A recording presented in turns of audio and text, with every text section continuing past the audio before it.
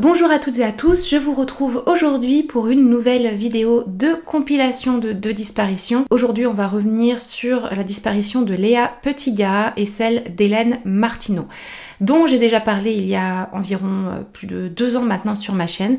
Alors oui, encore une vidéo où je reparle de dossiers, où je vous remets des anciennes vidéos, mais si vous voulez savoir la raison, je vous l'explique dans la vidéo qui est sortie mercredi de cette semaine. N'hésitez pas à aller la voir. Ne vous inquiétez pas, on revient à la normale à partir de la semaine prochaine.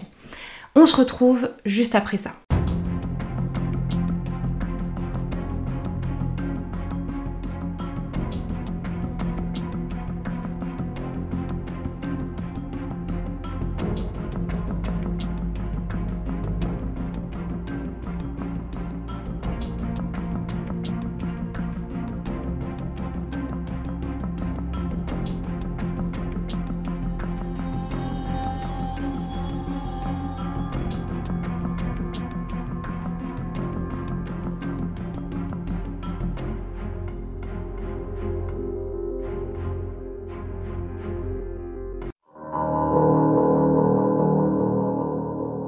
Léa, c'est une jeune fille qui a 20 ans, qui est née en août 1997 et elle se caractérise par sa petite taille. Elle fait 1m47, ce qui est vrai que pour une jeune fille de 20 ans, c'est plutôt hors du commun. Elle a la peau claire, les cheveux bruns, longs, foncés. Elle est gentille, passionnée d'art, vous allez voir, je vais plus en parler pendant ma vidéo. Elle est décrite par son père comme étant pas spécialement très mature, surtout pouvant faire confiance très facilement. Ça, c'est aussi ses amis qui le disent, elle peut faire confiance très facilement. Le papa de Léa Petitgat, petite jeune femme d'1m47, assez svelte.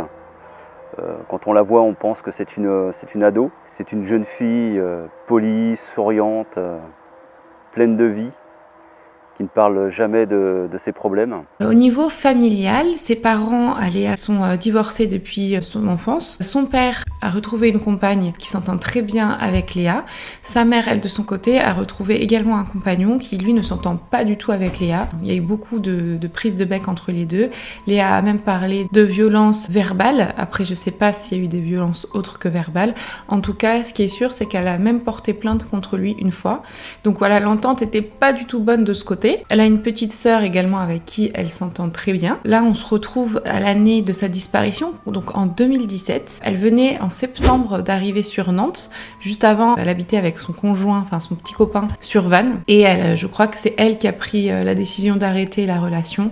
Et ensuite, elle a décidé de se rapprocher du coup de son père qui habite à Nantes, avec qui elle s'entend très bien. Sur Nantes, ce qu'elle va faire, c'est qu'elle va trouver un appartement plutôt bien placé au centre-ville, dans un immeuble de 3 étages, et elle est au 3e et dernier étage. Il est plutôt proche de toutes les commodités, il est proche des transports en commun, du coup c'est pas mal pour elle. Léa, dans son appartement, habite avec 2 chats à qui elle tient énormément, qu'elle a mis souvent sur son Instagram. Elle a également trouvé un job, c'est un job de service civique. Généralement c'est un service qu'on rend en tant que citoyen, qui est un peu payé par le gouvernement, il me semble, mais vraiment c'est une compensation financière très moindre, enfin moindre, c'est plus pour aider les gens, les jeunes à rentrer un peu dans le monde du travail, si je me souviens bien. Et c'est vrai que c'est plutôt la rémunération d'un stage, quoi, aux environs de 500 €, donc c'est très très peu pour vivre, c'est même pas assez en fait. C'était ça son gros souci à Léa, c'est que malheureusement elle avait des soucis d'argent, elle ne pouvait pas déjà payer son appartement et tout ce qu'il faut, c'est-à-dire caution et les premiers lois de loyer généralement qu'il faut payer. C'est Christophe Petitgat, son père, qui s'en est occupé. Il est garant de son appartement et il lui a payé aussi ses premiers mois, donc à partir de septembre 2017 jusqu'en décembre 2017, ses premiers mois de loyer. Son service civique se fait à la maison de quartier de Helvec, avec des enfants, des parents, ils font des activités, il y a même des cours d'anglais, des animations. C'est ce qu'elle faisait, qui se trouve à peu près à 40 minutes de son appartement en transport en commun. Elle a pas mal d'amis en général, elle s'entend très bien avec plusieurs personnes, des personnes qui ont aucune histoire généralement. Ils se retrouvent tous un peu avec une même passion qui est la passion du dessin. Et elle adorait tout ce qui était univers du Japon et elle adorait les mangas et donc elle dessinait énormément. Elle avait une tablette graphique et aussi un ordinateur. Bon, l'ordinateur, elle disait souvent que son ordinateur était très lent et qu'il était un peu pourri, mais elle avait également du coup une tablette graphique qu'elle utilisait vraiment tout le temps parce qu'elle dessinait vraiment beaucoup. Elle était très très présente sur les réseaux sociaux avec plusieurs pseudonymes sur plusieurs comptes différents de plusieurs réseaux sociaux. On l'a sur Twitter, on l'a sur Instagram avec plusieurs comptes différents, un compte de dessin, son compte un peu plus personnel, des blogs, Tumblr, des blogs spécifiques au dessin également, sur Facebook évidemment. Elle est vraiment présente sur tous les réseaux sociaux et ce qu'on sait à travers ces échanges et à travers tous ces blogs, c'est que elle, son but c'est de réussir à vivre de sa passion qui est le dessin, à même créer une bande dessinée. Elle était en discussion avec plusieurs personnes qui justement étaient dans la même branche qu'elle et adoraient les mêmes choses. Elle avait un style particulier de dessin et d'ailleurs elle avait un personnage, je pense qui était un peu son personnage phare, qui était surnommé Luna. En même temps, c'était aussi le pseudonyme de plusieurs de ses comptes sur les réseaux sociaux. Ce personnage, toujours avec des cheveux bleus, dans sa description, je pense que ça pouvait correspondre à sa personnalité. Je pense que c'était elle, mais en dessin finalement, parce qu'elle mettait sa taille, elle mettait son âge en dessous ce dessin et ça correspondait à Léa. Donc je pense que à travers ce dessin, elle se voyait elle et elle voulait que ce soit peut-être le caractère, le personnage principal de ses dessins ou peut-être de sa prochaine bande dessinée. Bon, en attendant, vu qu'elle pouvait pas vivre de sa passion, clairement, elle est jeune, elle avait son service civique, mais malheureusement, elle avait pas beaucoup d'argent. Apparemment, au moment de sa disparition, sur ses comptes bancaires, elle avait plus que 6 € sur son compte courant. Donc c'est clair qu'avec 6 €, on va pas bien loin. Elle avait besoin d'un complément de revenu et elle avait trouvé un travail de babysitter pour arrondir un peu ses fins de mois assez difficiles. Et d'ailleurs, à cause de ses soucis d'argent, la dernière discussion qu'elle a eue avec son père au téléphone, c'était une discussion où il lui remontait un peu les bretelles parce que c'était par rapport à ses soucis d'argent. Je pense qu'il lui disait clairement que voilà, il fallait qu'elle arrive à s'en sortir parce qu'à un moment, il pouvait pas tout payer non plus et qu'il fallait qu'elle arrive à vivre par elle-même si elle avait son propre appartement, tout ça. C'est le dernier échange qu'il a eu avec sa fille et aujourd'hui il s'en veut un peu parce qu'effectivement, bon, c'est pas l'échange le plus amical ou le plus sympathique qu'on peut avoir entre un père et une fille, mais enfin c'est un échange à mon avis tout à fait normal qu'on peut avoir. Clairement, c'est pas parce que avant la disparition, son père lui a fait des remontrances sur ses problèmes d'argent qu'elle avait depuis un moment que c'est un mauvais père, loin de là. Donc là, on arrive à la veille de la disparition de Léa. On est en décembre 2017 et plus précisément le mercredi 13 décembre 2017 au soir. Léa, elle est tranquillement dans son appartement et un de ses amis, très bons amis, qui vient lui rendre visite. Ils passent une soirée tous les deux, tranquillement, et en fait, ils dessinent ensemble. Et lui, il va partir vers 23h30. Léa lui dit qu'elle va aller se coucher assez directement dès qu'il va partir parce que le lendemain, elle part travailler assez tôt. Effectivement, le lendemain, elle avait prévu de partir un peu plus tôt au travail, c'est-à-dire arriver à 9h.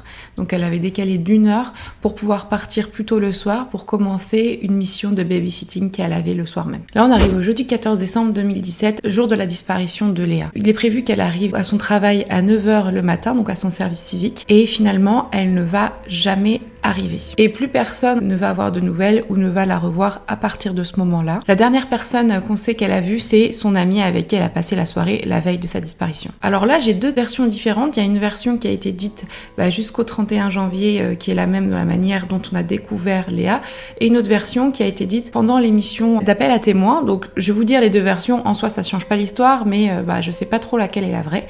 Donc, il y a la première version qui est qu'en fait, il y a une amie à elle qui devait passer la soirée avec elle 2 jours après sa disparition. Elle n'a eu aucune nouvelle, alors pourtant elle se voyait souvent et puis il s'envoyait souvent des messages. Elle a essayé de la contacter, elle n'avait pas eu de nouvelles. Et donc elle est allée à son appartement, apparemment elle avait un double des clés. Derrière la porte de son appartement, elle entendait les chats miauler.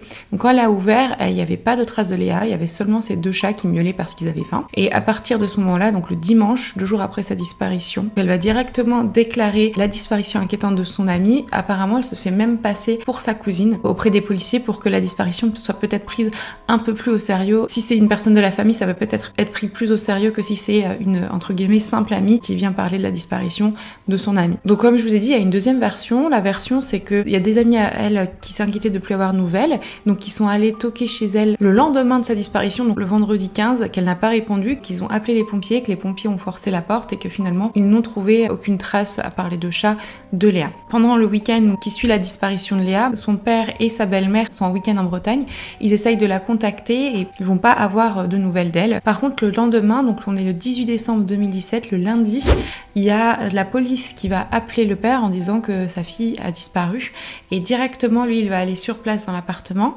et il va voir que sa disparition a été très vite prise au sérieux parce que directement il retrouve sur place la police scientifique, donc habillée tout en blanc, en train de faire des analyses et des prélèvements. Dans ce cadre, on a de la chance parce que vous pouvez voir sur toutes mes dernières vidéos, dont celles où on n'a pas beaucoup d'informations, la plupart du temps les disparitions sont peut-être prises au sérieux, inquiétantes sur le papier, mais finalement derrière il n'y a aucune investigation. Là les choses ont été très rapides, peut-être parce qu'on parle d'une personne jeune, peut-être que c'est ça qui a fait que les choses ont bougé, mais en tout cas, tant mieux pour la famille et pour cette disparition et pour Léa, les choses ont été très vite prises au sérieux. Et les recherches ont du coup très vite commencé. Donc directement, on va regarder les éléments dans l'appartement. On va voir s'il manque des choses, des grandes quantités d'affaires.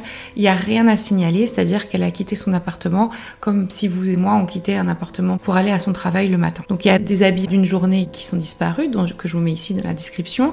Également un bonnet qui ne sont pas retrouvés. On s'imagine qu'elle a mis son bonnet ce matin-là, surtout qu'on était en décembre, donc ça reste logique. Il y a ses écouteurs qui ne sont pas retrouvés, son ordinateur également, son téléphone portable et puis ses papiers. Mais par contre, sur place, on retrouve évidemment ces deux chats, mais également sa tablette graphique dont je vous ai dit qu'elle ne se séparait jamais. Sauf pour aller au travail, mais vous avez compris, c'est vraiment un élément très important dans sa vie. Donc il y a une enquête de voisinage qui est faite. Les voisins, on leur demande est-ce que vous avez entendu quelque chose qui s'est passé la veille, qu'est-ce qui s'est passé entre 23h30, donc le moment où son amie part de chez elle, et 8h15, le moment où elle part. Pourquoi je dis 8h15? Parce qu'à 8h15, son téléphone accroche une borne téléphonique autour de chez elle, donc on s'imagine qu'à ce moment-là, elle était en train de partir pour aller au travail, elle n'était plus dans son appartement. Au niveau des témoignages, il y a personne qui a rien vu, personne qui n'a rien entendu, pourtant c'est un immeuble où il y a quand même un peu de vis-à-vis, on peut entendre s'il se passe quelque chose, en tout cas il n'y a rien qui a été entendu. Évidemment, l'ami a été entendu également, mais très vite a été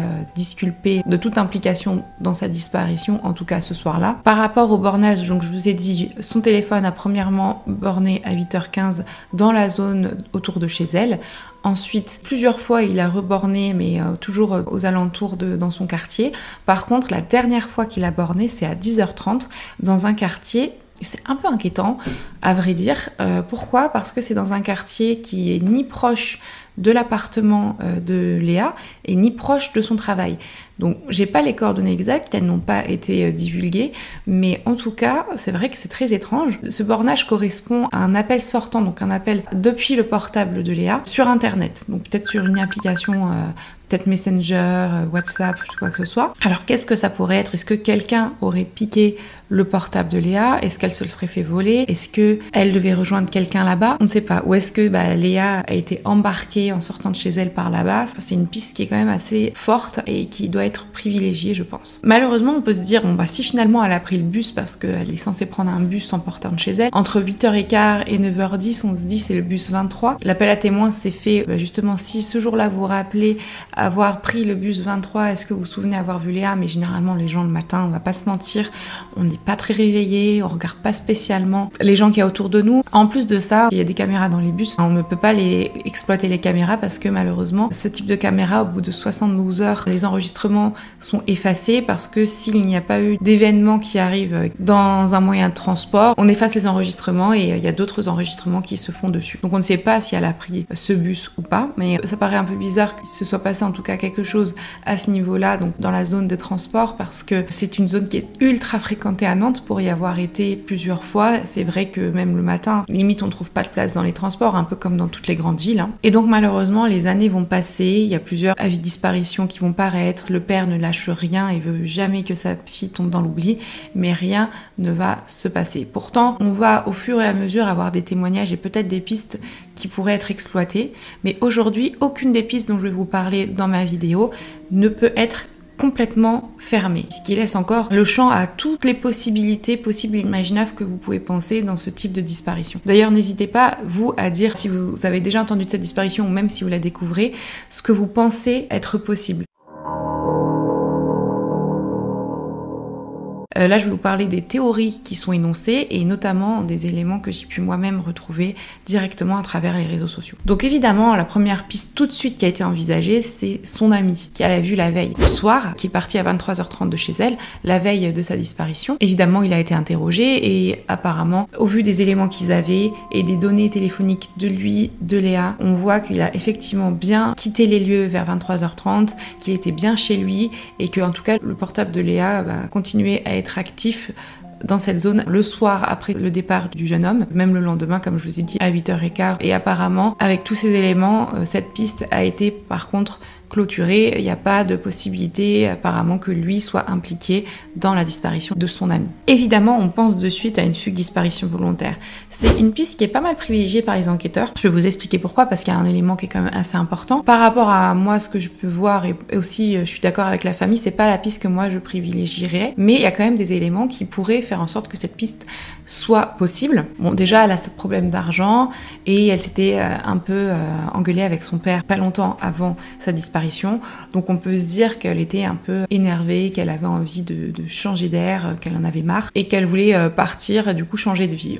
Elle a totalement le droit. Je vous rappelle qu'à ce moment-là, elle n'était pas mineure, elle était majeure. Et donc une personne majeure, donc de 20 ans, a le droit de disparaître sans donner aucune information à personne. Sachant que Léa est anglophone, on pense peut-être qu'elle est partie dans un pays anglophone et notamment on pense à l'Angleterre. C'est fou parce que dans les derniers éléments qui ont été montrés, on a vu que l'adresse IP de Léa avait été utilisée en Angleterre.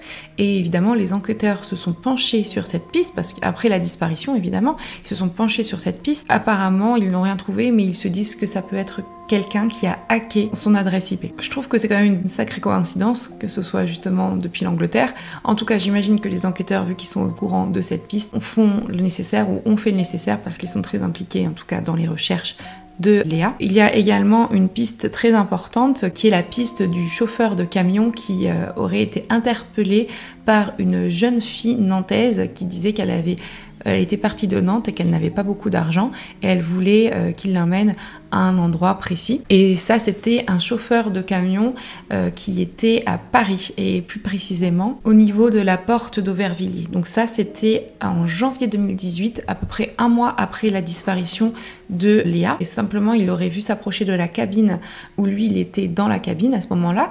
Et elle a toqué, elle lui a demandé « Excusez-moi, est-ce que vous pouvez m'accompagner ou m'aider à atteindre cet endroit ?» Elle lui a expliqué d'où elle venait, que c'était une jeune Nantaise, qu'elle n'avait pas beaucoup d'argent. Lui se rappelait qu'en plus, elle était assez petite. Mais lui n'a pas voulu répondre à sa demande. Puis finalement, il voit que la fille, elle est autour de son camion et il la voit monter derrière un scooter après une petite discussion qu'elle a eue avec. Intelligemment, il a noté la plaque d'immatriculation du scooter en se disant que c'était quand même assez étrange, cette jeune fille qui se baladait et que ça pouvait lui servir. Lui, ce qu'il a vu, c'est que le scooter se dirigeait vers la banlieue et quand il a entendu parler de la disparition de Léa, il allait faire son témoignage à la police en disant qu'il avait malheureusement perdu ce petit papier où il avait noté la plaque d'immatriculation parce qu'il avait fait un grand rangement dans sa cabine. Ça, c'est vraiment pas de chance parce que c'est un indice très important qui aurait pu ouvrir une porte, juste valider cette porte ou même juste la fermer, mais en tout cas faire avancer l'enquête. Mais du coup, ce qu'on peut se dire, c'est peut-être que finalement, elle était un peu inconsciente, que cette personne sur le scooter, c'était une personne avec des mauvaises intentions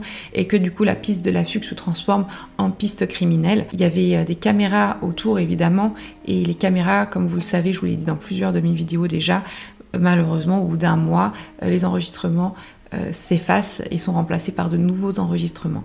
Et là, déjà que ça s'est passé un mois après, le temps que ce témoignage soit vérifié, tout ça, il n'y avait plus d'enregistrement disponible pour la date où ça s'est passé. Puis finalement, le chauffeur de poids lourd dit lui, quand on lui annonce la taille de Léa, il lui dit « Ah non, moi je me rappelle pas qu'elle était aussi petite, pour moi elle devait faire aux alentours d'1m70 ». Ce qui pour moi n'est vraiment pas petit, mais au final, ce que disaient les gens dans l'émission Appel à témoins, c'était possible qu'il avait mal évalué vu que lui, il était en hauteur par rapport à elle, qu'il était dans sa cabine de camion, il l'a vu en contre-plongée et que c'était possible qu'il avait mal évalué la taille. Après, quand même, une personne de 1m47 et une personne d'1m70, il y a énormément de différence.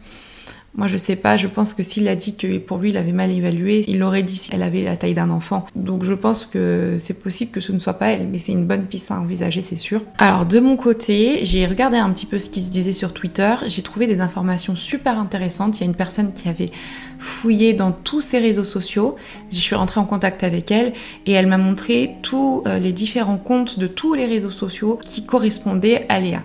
Il y a des choses super intéressantes qui en sont sorties, il y a des choses aussi que du coup derrière j'ai investigué et finalement je me suis rendu compte que bon, il y avait des explications logiques à ça. Bon, la plupart de tous les comptes de Léa, que ce soit sur ses blogs, sur ses comptes Facebook ou sur ses comptes Instagram, sont inactifs tous après la disparition, hein. On n'a plus d'informations, il n'y a plus rien qui a été posté. Léa, généralement, soit se faisait appeler par son prénom et un nom derrière japonais, ou soit se faisait complètement appeler par un nom d'emprunt. Par exemple, elle se faisait appeler comme son nom de son caractère de bande dessinée, Luna. Il y a plusieurs comptes assez connus qui ont été aussi partagés par Christophe Petitgas, donc son père, sur Twitter. Il y avait un compte qui m'avait interpellée. Elle avait un compte de dessin spécifique Instagram. J'ai retapé bêtement en barre de recherche le même nom de ce compte et j'ai trouvé un compte avec juste un 1 derrière qui avait exactement le même nom de compte Instagram et qui également était fan de dessin. Elle postait que des dessins. Il y a plein de gens qui, après avoir connu cette affaire ou quoi,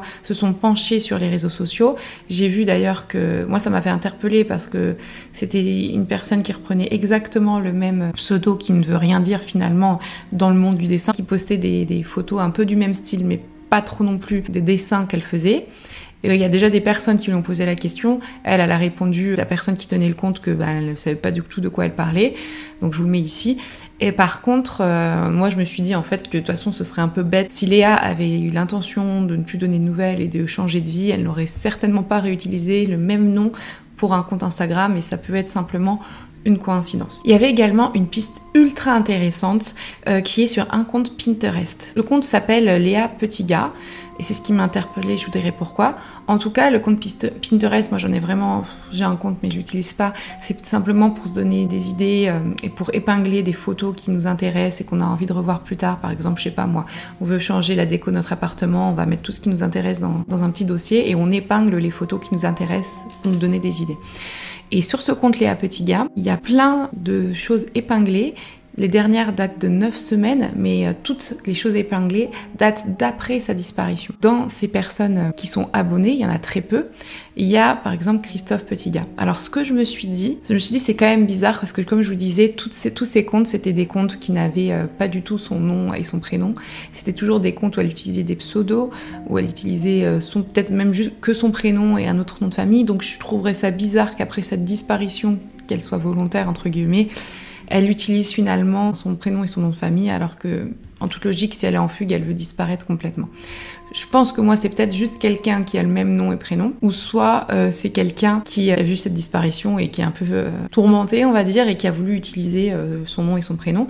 Ce qui m'interpellait, moi, c'est que dans toutes ces choses épinglées, c'était des choses qui pouvaient ressembler à Léa. Il y avait des choses sur les animaux, il y avait surtout des choses sur des dessins, des bandes dessinées. Les dernières épingles, c'est là-dessus d'ailleurs. C'est vrai que c'est très très bizarre. Et le fait que Christophe Petitgas soit dans ses amis, je pense que lui s'est abonné à elle et c'est son seul abonnement. Je pense qu'il a fait comme nous, qu'il a fait pas mal de recherches et qu'il est tombé sur ce compte Pinterest et que il a ouvert simplement son compte Pinterest pour pouvoir communiquer avec la personne qui tenait ce compte. Je m'en suis rendu compte parce qu'il a simplement un abonnement et c'est ce compte-là. Et je pense qu'effectivement, c'est déjà une piste qui a été envisagée et qui, à mon avis, n'a rien donné. Mais pour moi, le plus intéressant, c'est ce que cette fille avec qui je discutais sur Twitter a trouvé. C'est la piste du trouble psychologique qui n'était peut-être pas connu de sa famille. Alors, tout simplement parce qu'on a trouvé un blog sur Tumblr, mais qui n'était pas directement accessible via Google. Il fallait qu'on aille sur une publication qu'elle avait likée avec son pseudo. Et quand on allait dans les likes, là, on pouvait accéder en cliquant à son blog, mais sinon, on pouvait pas y accéder de manière normale quand on tapait sur Google. Donc, c'est super intéressant. Là-dessus, elle avait plein de publications, on va dire, normales sur ses dessins, sur sa vie. Et puis, elle se plaignait beaucoup qu'elle n'avait pas beaucoup d'argent, que son ordinateur buguait souvent, tout ça. Et elle a surtout fait un concours de dessin concernant l'autophobie, donc je vous mets la définition ici, qui est un peu la peur de l'abandon. Elle parlait du fait qu'elle pensait avoir ce trouble psychologique. Donc je vous mets les publications ici. Toutes ces informations que la fille a trouvées, elle a communiqué au père de Léa et également à l'adresse qui avait été donnée par l'émission Appel à témoins. Donc j'imagine qu'ils vont travailler dessus s'ils ont reçu ces informations. Je me disais que du coup, si elle avait un trouble psychologique, il y a des choses qu'on ne connaissait pas sur elle, clairement. Mais du coup, ça ne corroborerait pas avec la fugue, cette maladie mentale, qui est justement la peur de l'abandon. C'est juste mon analyse, mais je trouve qu'il y a des choses à creuser, en tout cas, au niveau des réseaux sociaux. Nous, à notre simple niveau, on a trouvé des choses intéressantes, donc j'imagine qu'il y a quand même des choses à creuser, des discussions à retrouver, peut-être qu'elle a eu sur d'autres blogs, avec d'autres pseudos, ça pourrait être vraiment intéressant. En tout cas, ça c'est la piste, les éléments qui pourraient indiquer la piste de la fugue. Mais ses proches ne croient pas du tout à cette piste, tout simplement parce qu'elle était proche d'eux. Vous, votre intime conviction, je vais vous poser la même question. Votre intime conviction, c'est quoi, vous, Amélie? Qu'elle s'est fait enlever. Vous pensez qu'elle a fait une mauvaise rencontre? Oui, je pense. Puis ma sœur était très petite de taille, très jolie fille. C'est assez naïve. Pour vous, pensez que c'est pas une disparition volontaire? On fait beaucoup d'émissions là-dessus. Non, pour vous, c'est pas possible.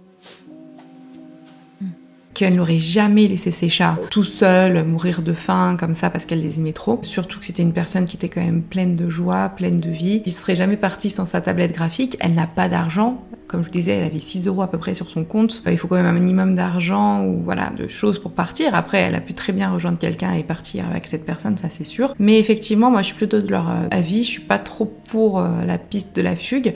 Et il y a la piste évidemment du coup criminelle qui a été envisagée et qui reste encore possible aujourd'hui. Je vais vous expliquer pourquoi. Notamment, en fait, ce qu'ils disent souvent les enquêteurs, surtout ceux qui la connaissaient, c'est qu'elle faisait très petite, pas du tout son âge, et qu'elle pouvait peut-être attirer des gens avec des déviances sexuelles du style tout ça, ou même juste pervers sexuel, mais elle faisait assez jeune, petite de taille, donc elle pouvait faire encore enfant. Et il y a une piste qui est vraiment horrible, qui a été envisagée et qui est encore possible aujourd'hui, c'est la piste du au carton François Vergniaud, qui avait à Nantes été déjà accusé de plusieurs sur des adolescentes. Donc lui, il était sorti de prison en 2016 et en 2020, il a tué une adolescente de 15 ans dans la région de Nantes, à 4 km du domicile de Léa. Et donc la piste du prédateur sexuel est évidemment envisagée, sachant que lui, il fait partie, ce François Vergniaud, d'une liste d'une centaine de personnes qui sont fichées comme délinquants sexuels dans un rayon de 1 km de là où elle habitait. Alors je fais une pause, c'est ultra choquant, enfin je sais pas, autour de chez elle, dans un rayon de 1 km, il y avait une centaine de délinquants sexuels. Ça fait vraiment peur parce que je me dis, moi, autour de chez moi, donc, sachant que j'habite dans une grande ville, je me dis, mais combien j'ai de personnes qui sont délinquants sexuels et que je croise tous les jours. Bref, je trouve ça ultra choquant, je me demande ce qu'ils font là, et donc lui, il faisait partie de ces personnes-là, donc de ces dossiers qui sont évalués dans cette possible piste du délinquant sexuel. Il y a également la piste du beau-père, évidemment, comme on sait qu'il s'entendait pas avec Léa et il y avait eu des faits de violence. Ah oui, et du coup, je vous avais dit tout à l'heure que pas physique, mais il y a eu quand même des violences physiques parce qu'il lui a tiré les cheveux, ce qui n'est quand même pas rien. Mais apparemment, la piste a été explorée et bien explorée et exclue. Apparemment, lui, il avait un argument en béton armé, donc ça ne pouvait pas être lui. Puis ça aurait été un peu bizarre. Ça aurait voulu dire qu'il connaissait son emploi du temps, sachant qu'elle avait demandé ce jour-là spécifiquement de changer d'emploi du temps.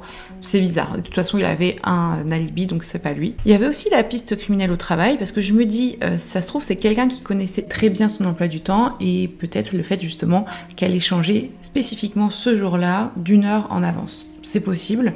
Je sais pas si la piste a été explorée, je pense que oui, évidemment, si je me suis posé la question, les enquêteurs ont dû se poser la question, mais ça pourrait être envisageable. Ensuite, on a eu des petites informations du style, il y a un homme qui habite sur une péniche qui a dit avoir vu un homme jeter un corps dans l'eau, donc au niveau de l'Èdre. Les enquêteurs ont fait des investigations puis n'ont rien retrouvé sur cette piste. Et pour le père, lui, ce qu'il dit, à son avis, quelqu'un est venu la chercher en bas de chez elle, peut-être l'a emmenée au niveau du quartier où ils ont retrouvé, vous savez, le bornage du téléphone, et soit elle est séquestrée, soit voilà, elle s'est fait tuer, elle s'est fait agresser. On ne sait pas, mais pour lui, aujourd'hui, il pense que Léa n'est plus en vie parce qu'elle aurait sûrement vu ses appels à l'aide et sa souffrance à travers les réseaux, les médias, et elle lui aurait donné signe de vie, ou au moins donné signe de vie aux enquêteurs pour dire qu'elle était en vie, mais qu'il fallait la laisser tranquille. Ce qui est totalement possible, elle pourrait très bien juste dire « je suis en vie, vous pouvez le dire à ma famille, mais je n'ai plus envie de donner de nouvelles ». Pour ce qui est, moi, de mon avis, je pencherais plus, évidemment, comme je vous l'ai dit, pour la piste criminelle. Je pencherais aussi pour les enquêteurs de plus fouiller dans tout ce qui est réseaux sociaux, informatique, les blogs, tout ça, peut-être à travers son adresse IP. Je pense que ça a été fait, mais il y a pas mal de choses à regarder.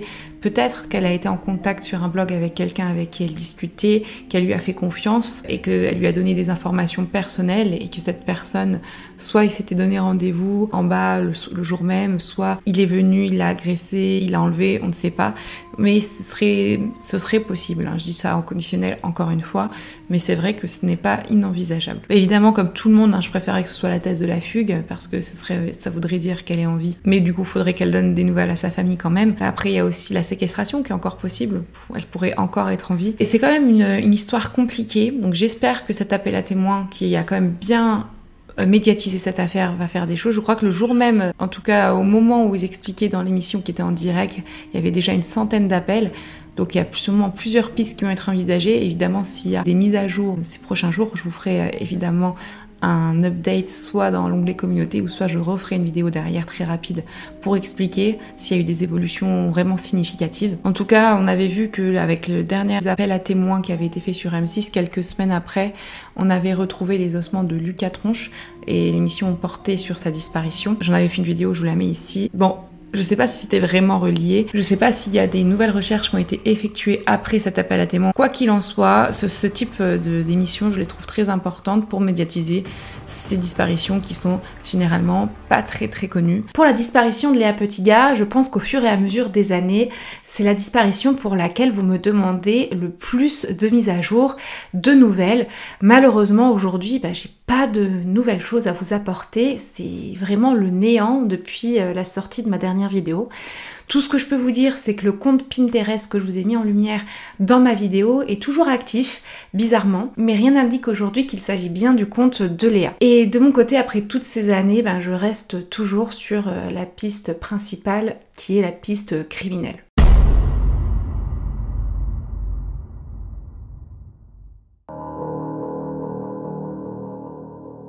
Comme d'habitude, retour sur le contexte qui entoure la disparition d'Hélène Martineau.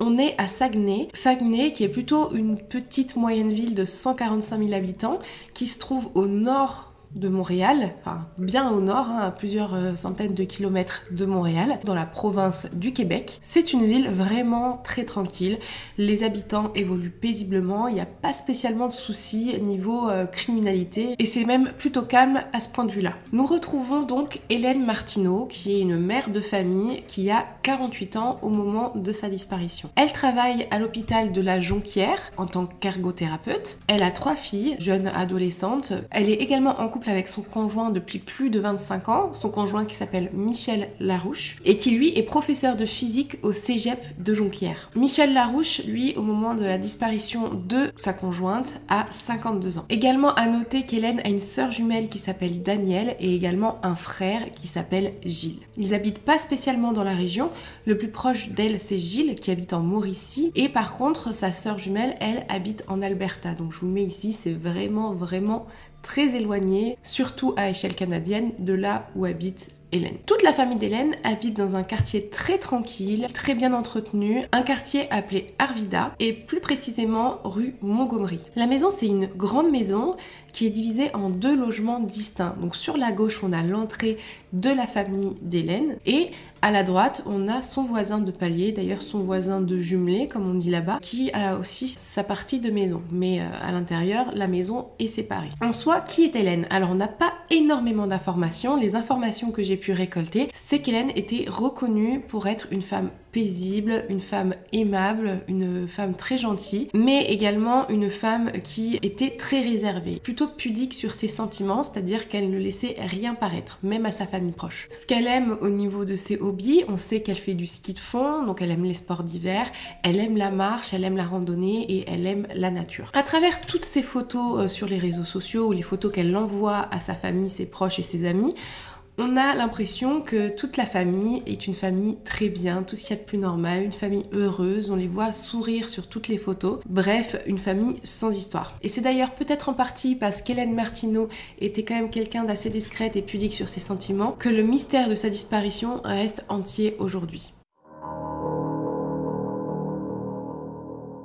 On est en avril 2017. Hélène, quelques semaines avant sa disparition, rend visite à son frère en Mauricie. Puis c'est là la première fois qu'elle va commencer à parler à sa famille du fait qu'elle ne se sent pas bien du tout. Son estime d'elle-même est vraiment très basse, elle a des soucis dans son couple, elle remet tout en question, son avenir, la personne qu'elle est. D'ailleurs, elle remet même ses choix en question. Je pense que ça arrive à peu près tout le monde une fois ou plusieurs fois dans sa vie, mais en tout cas à ce moment-là, elle en parle à son frère. Et de là commence à se poser la question de savoir si elle ne va pas prendre des distances physiques et qu'elle change d'air et que pour ça, elle aille visiter dans un futur assez proche sa sœur jumelle, Danielle, en Alberta. D'ailleurs, la veille de sa disparition, donc on est le mardi 11 avril 2017, Hélène a eu des échanges téléphoniques avec sa famille, donc son frère et sa sœur, pour parler des conditions de sa venue très prochaine en Alberta. Là, on va parler du côté de Michel Larouche, son conjoint.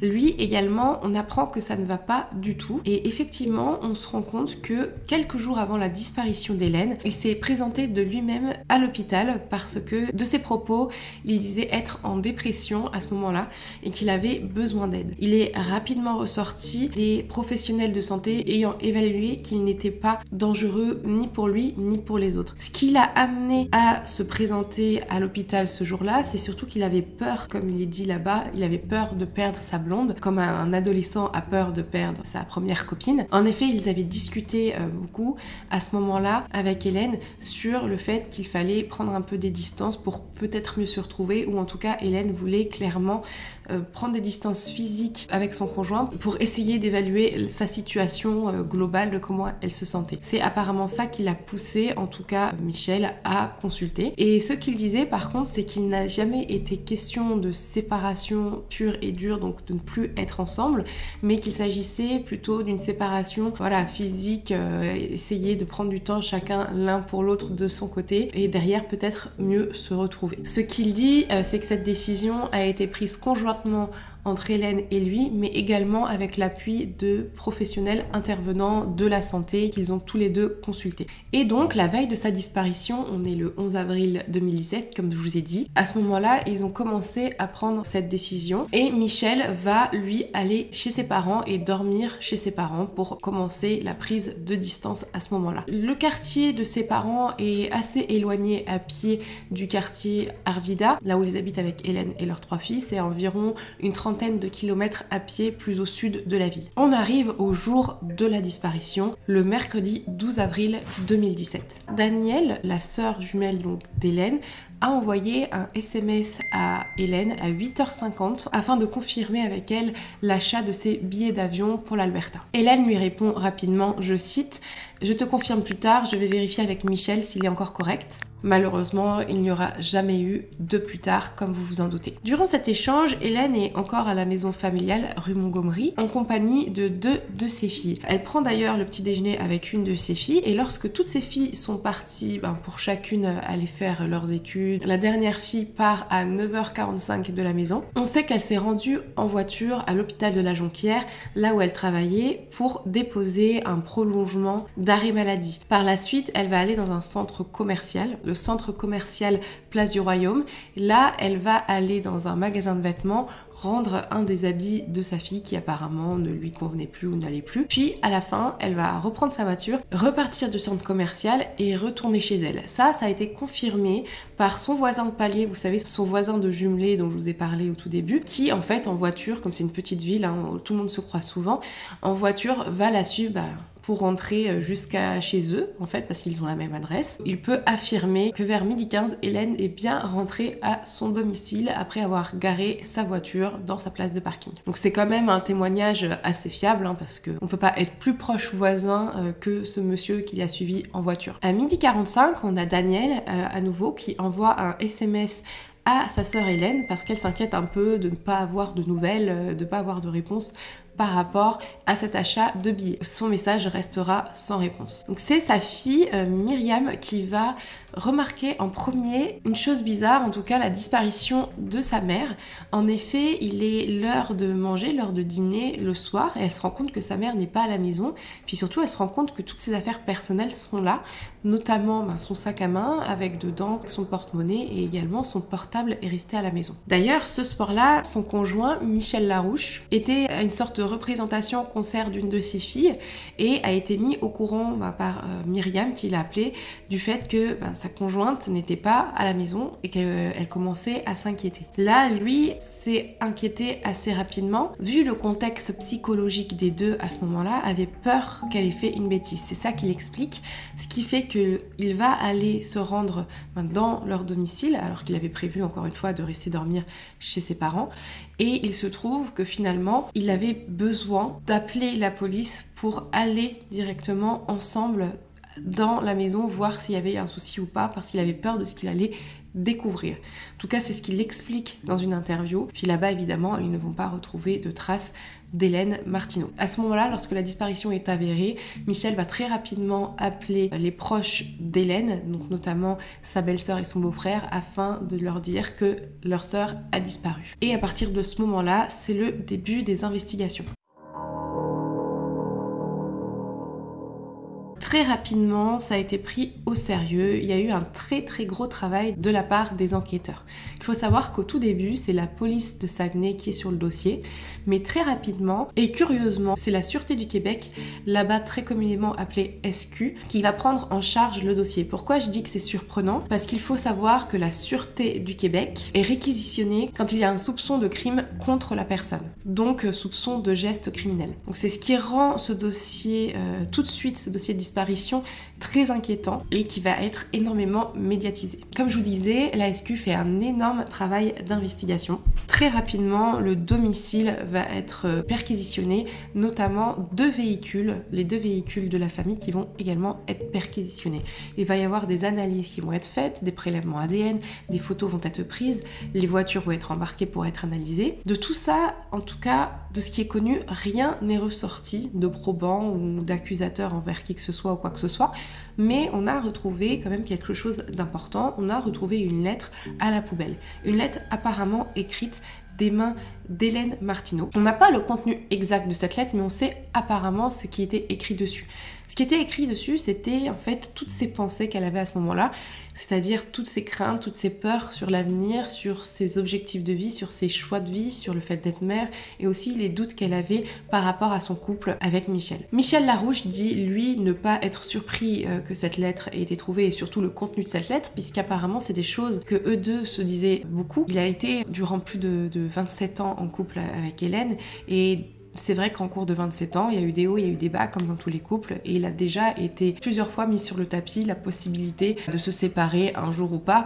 Donc, c'est pas quelque chose qui le surprend, surtout qu'à ce moment-là, comme ils étaient tous les deux pas très bien et qu'ils étaient aidés par des professionnels de santé, ça l'étonnait pas, il n'était pas surpris des dires qui avaient été écrits dans cette lettre. De mon côté, c'est vrai que ça me fait penser à ce qu'un psychologue peut demander, par exemple, à son patient, c'est-à-dire d'écrire toutes ses craintes ou tout ce qui l'embête sur un papier pour se libérer de tout ça, sur une lettre, soit donner cette lettre, soit la garder pour soi. C'est des choses qui sont couramment demandées, donc ça m'étonnerait pas que ce soit dans ce cadre-là qu'elle ait écrit cette lettre, je peux me tromper évidemment. De plus, on a demandé aux voisins qui possédaient des caméras de surveillance, de vidéos de surveillance au niveau de leur domicile, au niveau de leur jardin, au niveau de leur porche, de vérifier si on peut apercevoir sur les caméras Hélène marcher à pied ou Hélène sortir aux heures indiquées, sortir de chez elle.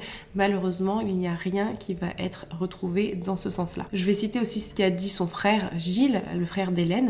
Tous ces effets étaient là, mais personne ne l'a vu sortir. Personne parmi les gens qui ont des caméras de surveillance dans leur cour. Ça a été vérifié et demandé, personne ne l'a vu. Hélène sera vraiment cherchée partout. Tout d'abord, il va évidemment y avoir des battues qui vont être faites. Beaucoup d'ailleurs auront lieu autour du manoir de Saguenay, où derrière il y a une partie très boisée, où il y a pas mal de sentiers pour se promener.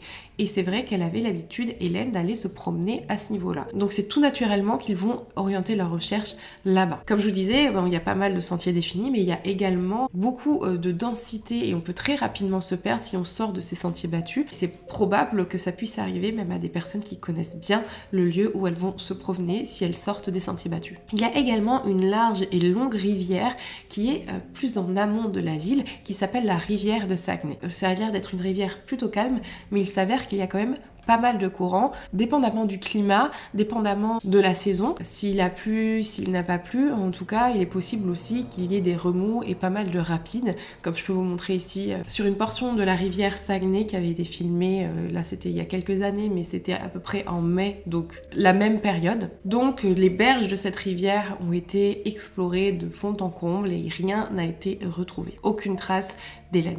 Michel et plusieurs bénévoles vont également très rapidement se lancer dans les recherches. D'ailleurs, apparemment, dès le soir de sa disparition, Michel est allé faire le tour des bois derrière le manoir pour être sûr qu'elle n'était pas dans un coin, Hélène. Il a d'ailleurs fait un travail de reconstitution des objets qu'elle pouvait avoir avec elle et reconnaissables si on les trouvait dans la nature. Il a pris des photos, donc on peut voir un trousseau de clés, des médicaments à son nom parce qu'il est allé demander à la pharmacie à laquelle elle était allée retirer ses médicaments sous ordonnance de lui fournir dans ce cadre-là pour prendre des photos, pour montrer aux gens à quoi ça pourrait ressembler.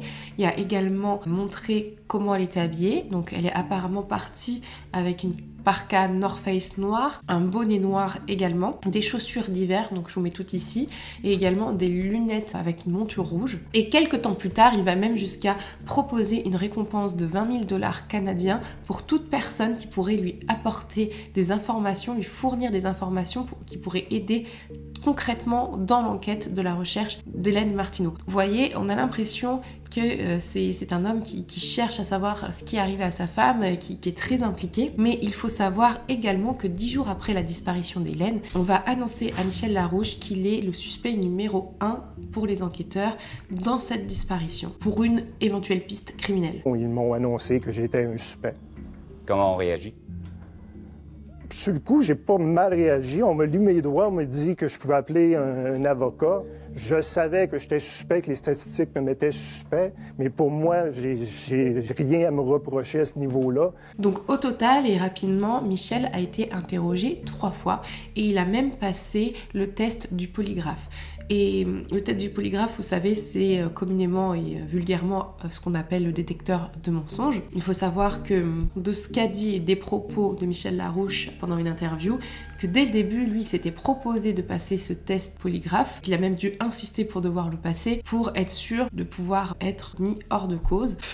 Dès mon premier interrogatoire avec la Sûreté municipale de Jonquière, donc dans les 2 premiers jours de la disparition, j'ai offert de passer le polygraphe. Quand la Sûreté du Québec est arrivé dans le dossier, à mon premier interrogatoire avec eux autres, donc une dizaine de jours après la disparition, les premiers échanges qu'on a eus, j'ai offert de passer le polygraphe. Dès le début, vous avez offert de passer le polygraphe dès le début de détecteur de mensonges, puis ça n'avait pas été accepté, ça, au départ? Au départ, non. On me disait qu'on n'était pas rendu là, que c'est pas simple à organiser, que... Et c'est d'ailleurs, de ce qu'il dit également, encore une fois, soulagé qu'il va passer ce jour-là le test du polygraphe. Je vous en parlerai un peu plus de ce test, mais il faut savoir qu'il l'a échoué. Même si ce test, qui est censé détecter ou non les mensonges qu'on dit quand on répond à des questions, peut aider à orienter les enquêteurs vers une piste ou une autre, ce n'est pas un élément qui est recevable en cours parce qu'il y a quand même une marge d'erreur. Alors, elle est assez minime, mais c'est encore trop approximatif pour pouvoir se baser uniquement là-dessus. La marge d'erreur de ce que j'ai vu, elle est de 5 à 10%. Par exemple, une personne dit la vérité mais que c'est détecté comme un mensonge, et ça dépend de plusieurs choses. Ça dépend vraiment trop de l'humain à ce niveau-là pour que ce soit pris en compte dans une cour. Déjà, mais ce qui met vraiment le doute au niveau des enquêteurs, j'ai l'impression, c'est au niveau de l'implication de Michel dans la disparition de sa conjointe, c'est surtout son comportement qui est un peu spécial des fois, il faut se l'avouer, mais je vous en parlerai un peu plus tard dans la partie théorie. Et surtout du fait des fois il exprime des versions qui se contredisent entre elles et qu'il a un peu du mal à expliquer quand on lui met devant le fait accompli de ces contradictions. Donc quoi qu'il en soit, Michel, lui, se déclare toujours innocent et s'impatiente même du fait que la police ou la SQ vont des fois, de ce qu'il dit, perdre leur temps sur cette théorie-là, sur son implication-là, alors que lui, il veut qu'on travaille sur d'autres pistes pour pouvoir retrouver sa femme. Donc c'est tout naturellement qu'on veut savoir exactement et heure pour heure ce qui a été fait par Michel Larouche le jour de la disparition de sa conjointe, donc le mercredi 12 avril 2017. Alors il va être assez évasif, des fois il va dire ce qu'il a fait, des fois il va dire que non. En tout cas, ça a été reconstitué de la manière dont je vais vous l'exposer juste là. Donc comme je vous avais dit, Michel avait pris la décision la veille de dormir chez ses parents. Donc quand il se réveille ce jour-là, il est chez sa famille, ça a pu être attesté. On sait d'ailleurs qu'il a quitté la maison de sa famille, de ses parents, à pied vers 12h30 pour aller au foyer des loisirs et faire de la natation. On sait qu'il a nagé jusqu'à 13h15 et qu'ensuite il s'est rendu à une pizzeria à côté, la pizzeria Davis, pour manger le midi. Il a payé son repas 1 heure après, donc vers 14h15. Ensuite, il est allé à la pharmacie juste à côté. Et enfin, il est retourné chez ses parents. Il était à peu près 14h45 quand il est reparti à pied de la pharmacie. À partir de ce moment-là, on ne sait pas trop ce qu'il a fait et il n'a aucun alibi entre 15h et 17h45, donc dans un délai de 2h45. Ce qu'il dit, lui, c'est qu'il est allé chez ses parents et qu'il a fait une sieste, sauf que ses parents n'étaient pas là ce jour-là. Et donc, personne ne peut attester de ses propos. Et selon lui, c'était vraiment pas son jour de chance ce jour-là, parce que ça aurait été tout un autre jour. Il y aurait eu sa mère au moins et elle aurait pu attester le fait qu'elle soit présente, mais en fait ses parents font aussi des actions caritatives pour la Croix-Rouge plusieurs fois par an, 3-4 fois par an. Il se trouve que ce jour-là, ce 12 avril 2017, c'était un jour où ils étaient en train d'être bénévoles pour une action caritative, donc pour la Croix-Rouge. C'est pour ça qu'il était tout seul chez lui ce jour-là. Il faut savoir aussi que Michel a un terrain, donc un secondaire, qui se trouve proche d'un lac qui s'appelle le lac Kenogami. Là-bas, il a plusieurs choses qui lui appartiennent, dont des remorques. Et il y a une remorque de là-bas qui va être perquisitionnée et le lac également là-bas va être sondé. Donc on voit clairement que les enquêteurs de la SQ fouillent vraiment la piste criminelle orientée vers la piste criminelle du conjoint. La SQ perquisitionne également le dossier médical de Michel parce que, comme je vous l'avais expliqué, Michel était allé consulter de lui-même quelques jours avant la disparition de sa femme et donc il y a un dossier médical qui a été perquisitionné. Pendant une interview, on lui demande s'il a peur, s'il craint le fait que certains éléments de ce dossier puissent lui nuire derrière dans l'enquête. Et après un temps de réflexion, il va dire que non, pour lui, il n'y a rien qui serait utilisé contre lui dans le cadre de la disparition d'Hélène. De son côté, Michel Larouche continue de faire énormément de fouilles. Et d'ailleurs, principalement, il va lui-même marcher des kilomètres et des kilomètres le long de la rivière Saguenay. D'ailleurs, il va tout filmer, tout prendre en photo pour essayer de retrouver un élément ou pas. Il dit d'ailleurs qu'en une seule fois, il est allé jusqu'à 50 km à pied. En juillet 2017, Michel va utiliser le compte de sa femme, le compte Facebook de sa femme, dont il doit avoir les codes parce que c'est le compte qu'il va utiliser pour poster des informations. Il va annoncer que pendant ses propres recherches à lui et avec des bénévoles qui l'accompagnaient, ils ont trouvé un élément important qu'ils allaient directement le lendemain remettre à la police. Il dit d'ailleurs qu'il fait mieux que certains enquêteurs, meilleurs enquêteurs de la SQ, et que peut-être qu'avec cet élément, ils vont enfin lui lâcher la grappe, vulgairement parlant. Et c'est pas lui qui dit ça, c'est moi qui le dis, avec cette piste, et finalement, cette piste n'aura rien donné. Je sais pas de quel élément il parle à ce moment-là, j'ai l'impression, peut-être que je me trompe, mais il a été question à un moment proche du terrain de golf qui est proche du manoir, qu'à ce niveau-là, il a été retrouvé des boules caisses. Et ces boules caisses, c'était un élément important, en tout cas de la part de Michel, parce que Hélène, des fois, quand elle allait marcher, utilisait des boules caisses. Donc je sais pas ce qu'il en est ces boules caisses, je sais pas s'il parlait de ça, quand il parlait d'un élément important. Quoi qu'il en soit, normalement, il aurait dû y avoir peut-être des prélèvements ADN, des analyses faites sur ces boules caisses, mais on n'en sait rien là-dessus, donc je sais pas où est-ce que ça en est aujourd'hui. Là, on arrive en 2019 et pour la première fois, l'émission JE, qui veut dire journalisme d'enquête, va diffuser pour la première fois au grand public des enregistrements des vidéosurveillance du magasin le jour de la disparition d'Hélène, le jour où, vous savez, elle est allée déposer le vêtement de sa fille, qu'elle est allée retourner le vêtement de sa fille. On la voit rentrer vers 11h30, on la voit vêtue d'un manteau vert, différent du manteau avec lequel elle aurait disparu, et on la voit souriante parler à la vendeuse. D'ailleurs, ce manteau vert, de ce que dit Michel, c'est le manteau qu'elle utilisait pour faire du ski de fond. On sait qu'elle n'est pas disparue avec ce manteau parce que ce manteau est retrouvé chez elle, mais par contre le manteau noir n'est pas retrouvé. Donc ces dernières images, j'avoue, ne donnent pas vraiment de réponse concrète à cette énigme, mais apportent des éléments sur sa tenue du moment et également sur son humeur apparente à un moment T, au moment où elle était dans ce magasin, qui était plutôt, en tout cas d'un premier abord, joyeuse. Et c'est d'ailleurs à travers ce reportage, cette émission JE, qu'on a l'ultime et la dernière interview de Michel Larouche. D'ailleurs, on peut le voir en 2 ans. Je vous montre des photos ici. On voit la différence physiquement. On voit qu'il est très très marqué. Déjà, ses cheveux ont l'air vraiment beaucoup plus grisonnants. Sa tête a l'air beaucoup plus renfermée. Et j'ai l'impression qu'il y a des rides qui sont apparues sur son visage. Et ça, on parle de 2 ans. Il a l'air de répondre quand même assez clairement aux réponses, mais on a l'impression qu'il y reste sur la défensive. Et vous verrez, il va se contredire par rapport à ses premières interviews de 2 ans auparavant sur certains points. Vous le comprendrez, sa disparition, ce dossier est quand même très complexe. Déjà, pour moi, il est difficile de s'orienter formellement vers une piste plutôt qu'une autre. Selon les enquêteurs, toutes les pistes aujourd'hui sont encore envisageables, même s'il y a des pistes qui ont un faible pourcentage de probabilité par rapport à d'autres. Je vais vous exposer les pistes là maintenant, les théories qui sont les moins probables jusqu'à la théorie la plus probable, toujours selon les enquêteurs. N'hésitez pas, vous, dans les commentaires, à exposer vos théories, et si par hasard vous pensez à quelque chose auquel on n'aurait pas pensé et qui n'a pas été énoncé dans ma vidéo jusqu'à maintenant, n'hésitez pas, des fois c'est bien d'avoir un œil neuf qui pourrait peut-être faire penser à des théories complètement différentes auxquelles on n'aurait pas pensé d'un premier abord. Donc là, comme je vous ai dit, j'ai commencé par la théorie la moins probable selon les enquêteurs, et c'est la théorie de la disparition volontaire. Si on suit cette théorie, Hélène aurait disparu de manière volontaire pour changer de vie complètement et ne pas en aviser sa famille, ce qui corrobore peut-être un peu son état psychologique du moment. Même si cette thèse ne peut pas être exclue à 100%, elle reste fort peu probable aujourd'hui selon les enquêteurs. Du fait par exemple des actions qu'elle mène le jour de sa disparition, le fait qu'elle était en train de penser à un voyage pour aller vers sa sœur, ou peut-être quelqu'un serait venu la chercher en voiture et tous deux auraient fui ensemble, mais du coup elle n'aurait pris aucune affaire alors qu'il faisait quand même froid à ce moment-là. D'ailleurs je vous mets à peu près la température qu'il faisait, mais en avril il y avait encore de la neige et il faisait encore dans les températures négatives.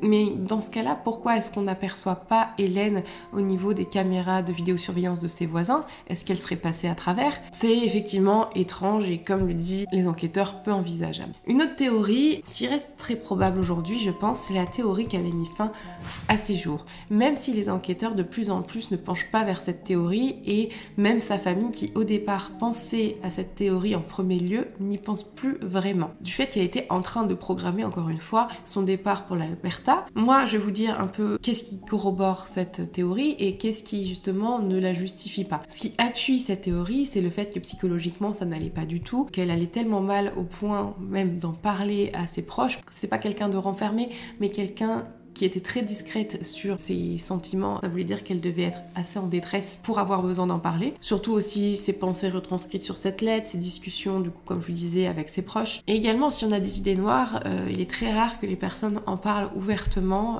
pour se faire aider derrière. Peut-être se renferment plus sur elles-mêmes et jusqu'au moment ou pas de passer à l'acte. En plus de ça, Hélène a apparemment disparu avec les médicaments. Je ne connais pas, et je crois que ça n'a jamais été indiqué, la nature de ces médicaments. Mais si elle est partie simplement avec ces médicaments sans son portable, à pied, elle serait partie du coup pour mettre fin à ses jours en utilisant l'intoxication médicamenteuse avec une prise de médicaments toxiques, ou alors elle aurait peut-être voulu se jeter d'un pont qui traverse la rivière Saguenay. Il y a d'ailleurs eu des analyses et des recherches qui ont été faites à ce niveau-là. Et le fait qu'on ne l'ait pas vu sur les caméras de vidéosurveillance, c'est peut-être simplement le fait que tous les voisins n'avaient pas de caméra, ou peut-être qu'elle soit sortie par le côté arrière de sa maison, même si j'ai l'impression qu'il y a quand même pas mal de barrières, et donc je sais pas si c'est vraiment possible, mais elle a peut-être échappé à la vigilance d'une caméra de vidéosurveillance. C'est possible si elle soit partie dans le but de mettre fin à ses jours et que malheureusement on ne le retrouve pas aujourd'hui. Avec le courant de la rivière Saguenay, c'est très probable qu'elle était embarquée et très compliqué de retrouver un corps, même des années après. Aujourd'hui, en tout cas, on ne peut rien affirmer sur cette thèse, mais rien infirmer non plus. Il est vrai qu'elle ait pu mettre fin à ses jours sur un coup de tête quand elle est rentrée chez elle et elle a eu des idées noires d'un coup, après tout ce qu'elle a fait la matinée, mais également, je cite quelque chose qui a été dit par Gilles et également par une enquêtrice: si tu veux mettre fin à tes jours, tu n'iras pas mener ta formule d'arrêt de travail chez ton employeur juste avant. C'est vrai que c'est un peu bizarre, mais comme je vous ai dit, ça peut arriver si elle a eu l'envie de mettre fin à ses jours un peu sur un coup de tête, si je peux utiliser l'expression. Une autre thèse est également envisagée, c'est la thèse de l'accident. Est-ce qu'à ce moment-là, elle a voulu juste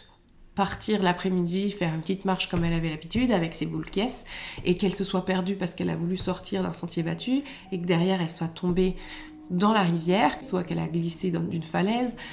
C'est possible, il y a quand même des petites falaises et puis il y a quand même beaucoup de courant. C'est vrai que c'est très probable. Par contre, ce qui m'étonne, et je ne sais pas si c'était habituel chez elle, c'est le fait qu'elle n'ait pas pris son portable avec elle. C'est bizarre, d'autant plus que elle devait rapidement confirmer à sa sœur si elle prenait ou non les billets d'avion. Et d'ailleurs, elle devait aussi communiquer avec Michel Larouche sur ce point-là. Et c'est là qu'on arrive évidemment à la piste privilégiée par les enquêteurs et celle qui a permis de faire que ce dossier a fait grand bruit au Canada. C'est la piste criminelle. D'ailleurs, le seul suspect communiqué aujourd'hui par les enquêteurs et connu à ce jour, c'est le conjoint Michel Larouche. Pour toutes les raisons que je vous ai citées déjà auparavant. Pour rappeler les raisons, le couple était vraiment mal en point à ce moment-là. Tous les deux n'allaient pas très bien. Je crois que tous les deux étaient, de ce qu'on peut dire, avait un syndrome dépressif. En plus, lui n'avait pas d'alibi entre 15h et 17h30, soit quand même un laps de temps de 2h30. Et bien surtout, ce qui est majeur, c'est le fait qu'il ait échoué au polygraphe. Alors que lui pensait que le polygraphe allait justement faire en sorte qu'il soit moins inquiété par les enquêteurs. Si on part sur la thèse du meurtre passionnel qui a été envisagé par les enquêteurs et qu'il est encore aujourd'hui, il a été amené comme motif qu'il y a eu une discussion entre les deux conjoints dans leur domicile qui a mal tourné et peut-être la violence a été utilisée derrière. Est-ce que finalement elle a évoqué, Hélène, avec lui le fait de vouloir le quitter, mais réellement est-ce que lui n'a pas voulu accepter le fait qu'elle veuille partir et qu'elle lui demande s'il est correct avec ça, que lui ait répondu non et que derrière elle insiste et qu'il n'a pas supporté. De toute façon, c'est difficile d'affirmer quoi que ce soit. Là, tout ce que j'ai dit, c'est des théories, des hypothèses qui ont été envisagées par les enquêteurs, évidemment. De toute façon, dans ce type de disparition, on pense naturellement au conjoint en premier lieu de la personne dont elle était le plus proche, surtout dans des moments où ça n'allait pas du tout comme ça, où il y avait quand même des changements de vie qui s'opéraient à ce moment-là. On peut faire le parallèle avec une disparition très connue en France, la disparition de Delphine Jubilard, toujours actuelle aujourd'hui, et également au Canada, il a souvent été cité dans cette affaire la disparition de Diane Grégoire, qui avait également fait beaucoup de bruit au Canada, au Québec. Mais ce qui rend aussi, je trouve, cette disparition suspecte peut-être par rapport à l'implication du conjoint, c'est sa manière de procéder et son comportement qui est peut-être un petit peu étrange. Au tout début, dans ses premières interviews en 2017, je trouve qu'il s'exprimait plutôt bien, de manière convaincante, et pourtant au fur et à mesure des années, on a l'impression qu'à ce niveau-là, il est de moins en moins sûr de ce qu'il dit et on a de plus en plus de doutes quand il s'exprime, surtout avec la dernière émission JE en 2019 qui est sortie. Le gros point d'incohérence qui a été relevé, c'est entre une interview qu'il a donnée en 2017 et une interview, comme je vous disais, de l'émission qu'il a donnée en 2019. En 2017, on lui demandait est-ce qu'il savait s'il avait ou non échoué au test du polygraphe. Lui disait qu'il ne savait pas du tout, qu'il n'en était pas sûr du tout et que pour lui, il savait toujours pas si oui ou non il avait échoué ou pas, qu'il n'avait pas obtenu de score indiqué sur un papier ou quoi que ce soit. Qu'est-ce qui est ressorti de ce polygraphe-là? Je n'en ai aucune idée. Je n'ai jamais dit à personne que je l'avais échoué ou pas. Même si des fois ça a sorti comme ça dans les médias, etc. Je ne connais pas le résultat. Ils ne m'ont pas montré le résultat, quelle note que j'obtiens. Je pense que c'est une note entre -5 et +5. Je ne sais pas quelle question j'ai ratée ou pas. Qu'un policier ou qu'une technicienne me dise « Monsieur, on vous croit pas », donc on déduit que j'ai échoué. Qu'un policier me dise ça, je suis même pas sûr que ça soit vrai. Mais c'est ce qu'on vous a dit, que vous sortiez menteur. Qu'on croyait pas ma version. Juste pour être clair, là, vous n'avez pas eu un papier vous disant vous avez échoué le test du polygraphe, mais votre compréhension, c'est que vous l'avez échoué, vous sortez menteur. Si l'opératrice du polygraphe vous dit qu'elle vous croit pas et vous venez de passer un test de polygraphie, j'en conclus. J'ai tellement eu d'éléments de pression depuis le début dans l'enquête policière que je peux voir ça aussi comme me mettre sous pression. Moi, je l'envisage comme une possibilité. Tant que j'ai pas vu le papier qui me dit que j'ai échoué, je suis pas sûr que je l'ai échoué. Derrière, en 2019, il dit clairement dans l'interview qu'il a échoué au polygraphe. Et je vous laisse observer sa réaction quand on lui parle de cette incohérence-là. Regardez. C'est en mai 2017 qu'il se soumet au test du polygraphe. Une autre étape pénible.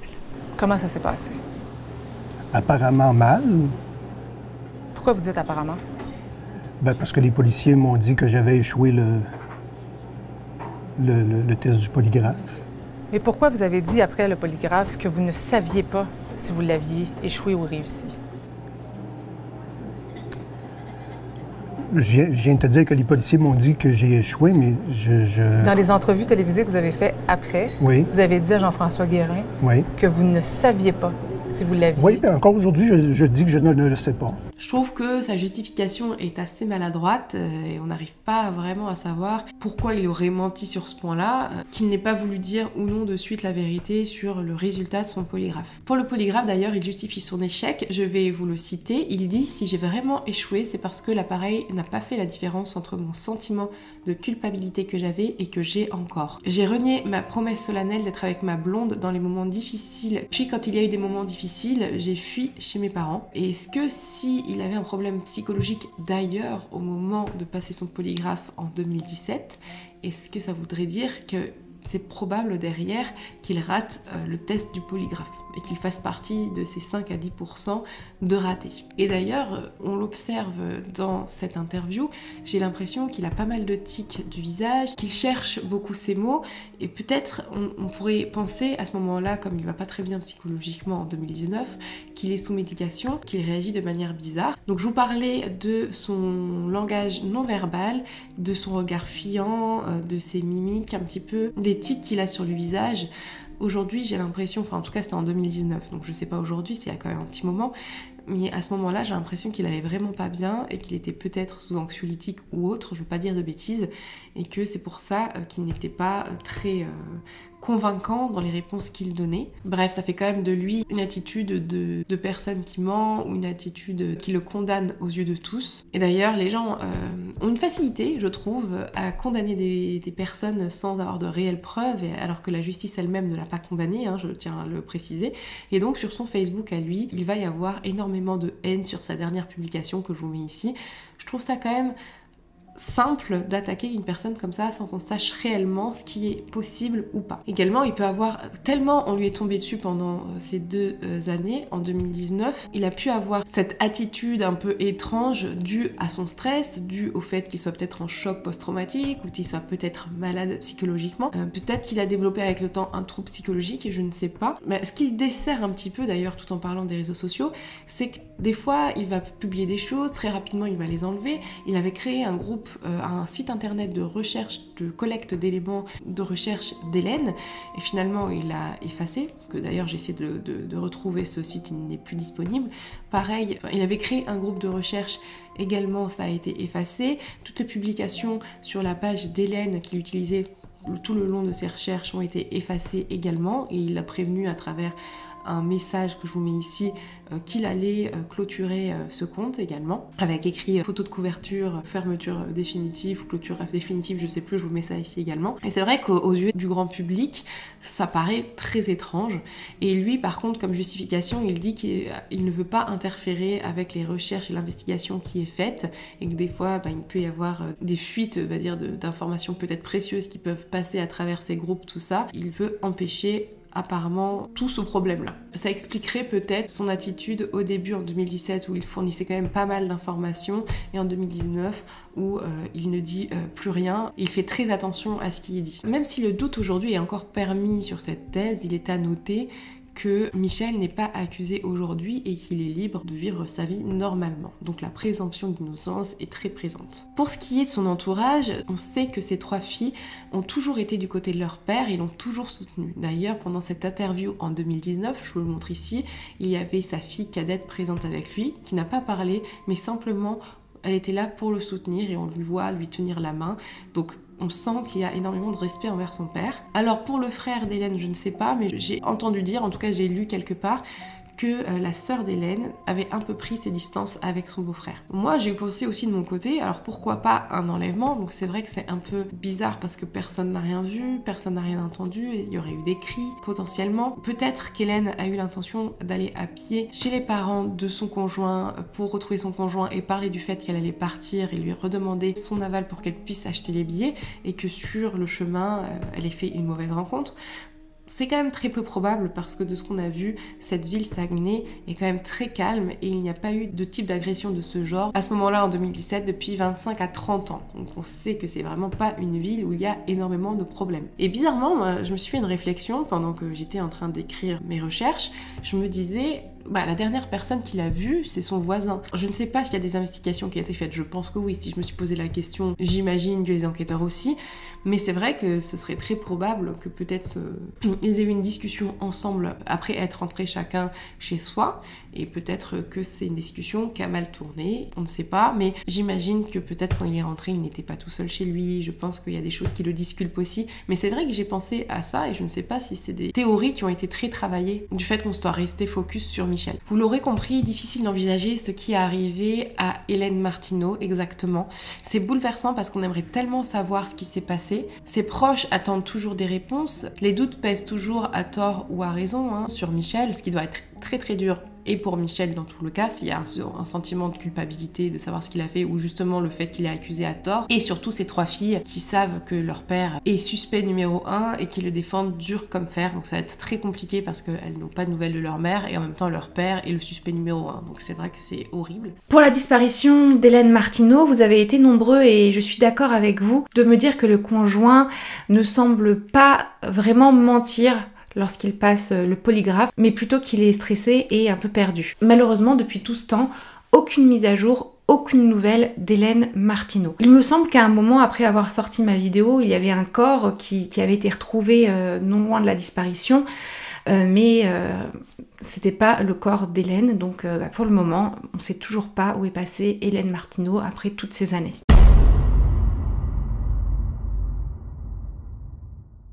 Je suis vraiment désolée, encore une fois, il fait très chaud, c'est la canicule aujourd'hui à Lyon, et donc je transpire comme d'habitude. Et j'espère que le message est passé, c'est le plus important. Prenez soin de vous, si vous avez des vacances, profitez, et on se revoit très bientôt pour une nouvelle vidéo.